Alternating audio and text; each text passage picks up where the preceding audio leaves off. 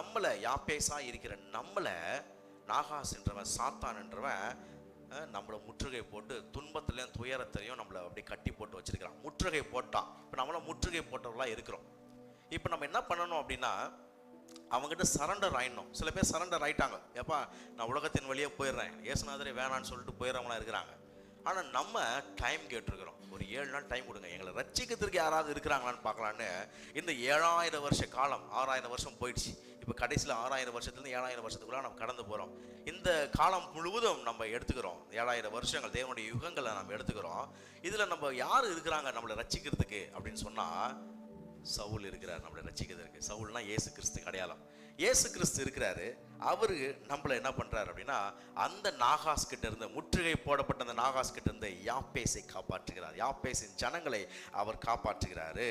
இதே போலதான் நாகாஸ் அந்த ஜனங்களை முற்றுகை போட்டு, நீங்க